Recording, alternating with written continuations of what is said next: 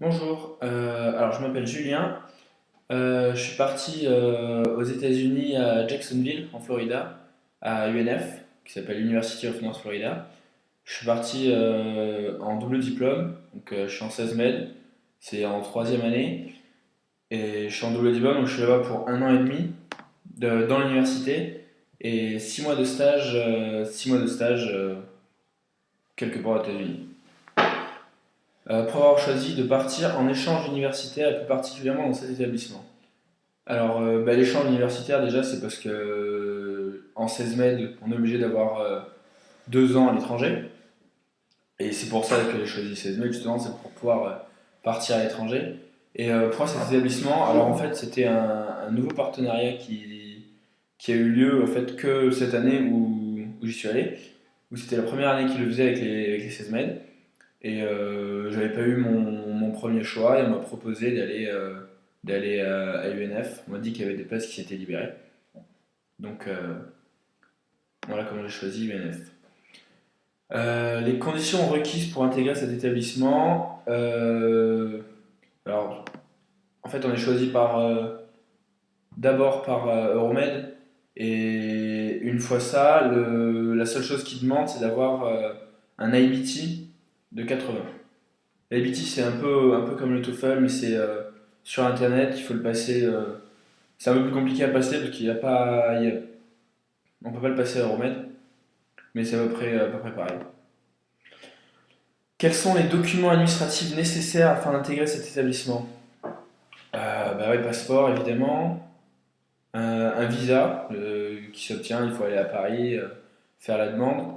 Moi, comme c'est pour 2 ans, donc j'avais un visa pour la première année et il faut que je refasse un visa pour la deuxième année pour mon stage parce que mon premier visa était valable qu'un an et demi. Donc il va falloir que je refasse un visa pour mon stage. Vers quelle structure faut-il se tourner pour faire les démarches? Combien de temps prennent les procédures? Quel est le coût de ces demandes? Alors, le visa, ça fait un peu, c'est un peu compliqué. Il faut voir avec le consulat américain à Paris. Donc, c'est tout bien expliqué sur Internet. Euh, Ça fait assez cher parce qu'il y a le Célis qui coûte 140 euros ou 140 dollars.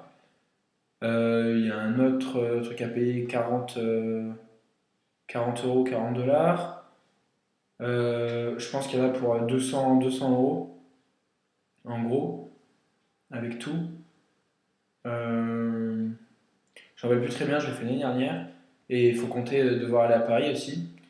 Il faut s'y prendre à l'avance, il faut s'y prendre un bon 2 mois à l'avance quand même pour être sûr de 2, 3 mois même, parce qu'il n'y a pas les rendez-vous tout de suite à l'ambassade. C'est un peu compliqué de prendre les rendez-vous. Donc il faut les prendre vraiment à l'avance. Environnement scolaire. Alors concernant les cours, y a-t-il un large choix ou non? Alors en double diplôme, en fait, on a la majorité de nos cours qui sont programmés par UNF pour qu'on suive leur cursus et qu'on valide leur diplôme. Il faut qu'on valide leurs cours qui demandent pour valider un major en International Business. Donc, premier semestre, il me semble qu'on a pu choisir, euh, que je dise pas de bêtises, il me semble que c'était un cours qu'on a choisi,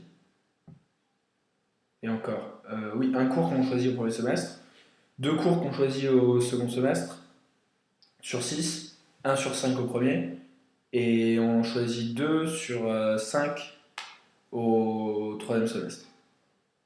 Il y a un choix, c'est correct, il n'y a pas non plus énormément de choix, mais ils sont assez larges. Il n'y a pas forcément besoin d'être dans le domaine international business pour pouvoir choisir certains cours en électif. Est-ce que le niveau des cours est élevé ou non? Est-ce que le fait d'avoir des cours enseignés en anglais dans une autre langue n'était pas trop dur à suivre? Alors pour le niveau en anglais, en fait, on avait déjà des cours en anglais à Euromed, donc ça n'a pas été un problème. Le niveau est élevé, non, en général, c'est un peu moins élevé que ce qu'on avait, c'est pas beaucoup plus dur, il suffit de travailler régulièrement. Avec du travail régulier sur tout le semestre, il n'y a pas de problème. Après, il y a certains cours qui sont un peu plus compliqués, qui demandent plus de travail que d'autres, voire même beaucoup. Il y a beaucoup plus, beaucoup plus grosse part de travail à la maison que, que d'examen. Et ce sera en contrôle continu, où il y aura voilà, bien plus grosse part. La plupart des examens finaux, déjà il y a certaines classes où il n'y en a même pas. Et sinon, en général, ça vaut entre 20% et 15% de la note. Donc l'examen final n'est pas le plus important, c'est vraiment le contrôle continu. Là. Donc c'est différent juste. En moyenne, combien d'heures de cours par semaine avais-tu? La charge de travail pour les cours était-elle importante? Alors, on a 5 cours où on a par cours, on a 2 fois 1 heure et quart de travail, 1 heure et quart de cours. Donc c'est pas énorme en heure de cours.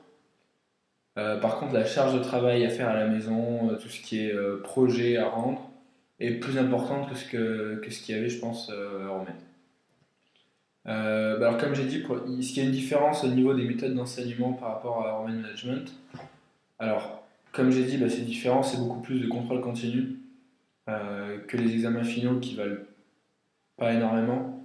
Il y aura beaucoup de projets et un peu moins de projets de groupe quand même qu'à Romaine. On avait une majorité de projets en groupe. Là, c'est plus individuel avec quelques projets en groupe. Et après, ça dépend toujours des matières. Il y en a certaines où j'avais droit au deuxième semestre et où on avait juste 3 devoirs dans l'année. C'était vraiment une exception. Les professeurs sont-ils facilement accessibles pour poser des questions sur les cours ou sur d'autres sujets? Oui, beaucoup plus qu'en France pour ça, ils sont très très accessibles. On peut aller les voir après leur cours, avant leur cours, on peut aller les voir à leur bureau. Ils ont des heures de bureau obligatoires. Ils sont présents une dizaine d'heures dans la semaine ou 2 demi-journées, quelque chose comme ça, pour répondre à toutes les questions. Si vous avez des questions, des problèmes, il suffit d'aller les voir et il n'y a pas de souci, c'est fait pour. Combien d'électifs peux-tu valider au cours d'un semestre? J'ai déjà répondu à cette question. En tant que double diplôme, on choisit un électif au premier, 2 au second et deux au troisième semestre. Environnement étudiant, intégration. As-tu ressenti le mal du pays pendant ton séjour? Si oui, est-ce que ça s'est atténué avec le temps? Le mal du pays, pas du tout. Pas de problème comme ça. Et il y a de tous les gens qui étaient en échange, il n'y a pas eu trop de problèmes comme ça. Comment s'est passée ton arrivée? Alors, comment s'est passée mon arrivée? Je suis rentré, je suis arrivé aux États-Unis 2 jours avant la rentrée. Il y a en fait un service de International Center qui permet de venir vous chercher à l'aéroport, qui était plutôt pas mal parce que il y a besoin de rien, juste de donner la date d'arrivée de l'avion et l'heure, et ils viennent vous chercher. La première nuit, c'était un peu compliqué parce qu'il n'y a rien du tout dans la chambre. J'étais en logement étudiant, il n'y a rien du tout dans la chambre. Il y a juste le lit, un bureau et un placard. Donc il faut avoir sa couette, sa couverture, ou avoir le temps d'aller en acheter une rapide. C'était pas mon cas. Ensuite, il y a eu une réunion d'information le lendemain pour les étudiants internationaux où ils ont expliqué tout ce qui allait du visa au cours. Ils ont vraiment très bien tout expliqué. Donc il n'y a pas de souci, on est très vite encadré par l'encadrement, que ce soit pour moi le centre international ou Cogin, qui est le College of Business et qui s'occupait de nous autant que le centre international. Donc, comment s'est passée ton intégration dans l'école? L'école organise-t-il des événements ou des journées d'intégration? Alors, il y a une intégration en fait qui est l'intégration officielle où on a des sortes de conférences sur comment organiser notre arrivée, comment organiser toutes les démarches administratives, comment marchent les cours. Mais après, il n'y a pas d'intégration au sens comme on a eu à Euromed, où on avait des intégrations avec les autres élèves. Il n'y a pas du tout ça ici. On, on s'intègre plus ou moins en fait dans un groupe rapidement avec des internationaux parce qu'on les voit beaucoup à ces réunions au début, les réunions qu'on a, mais c'est les seules personnes qu'on va croiser au début. Quelles sont les activités sport réalisées par l'école? Alors, niveau activité, il y a beaucoup de clubs. Il y a vraiment plein de clubs différents pour tout. Que ce soit en business, il y a une quinzaine de clubs proposés par Cogin, qui est le College of Business. Ou alors des clubs qui sont vraiment très très larges et qui peuvent être sportifs ou non. Il y a un club de surf qui est pas très actif, mais il y a un club de rugby, de French club, il y a vraiment de tout qui existe. Donc il y a énormément de clubs, énormément d'activités, et il y a des terrains de sport qui sont disponibles à n'importe quel étudiant. Il y en a dans certains dortoirs juste à côté. Nous, on avait des terrains de tennis, de beach volley, de basket. Donc il y a des terrains de sport partout pour tout le monde.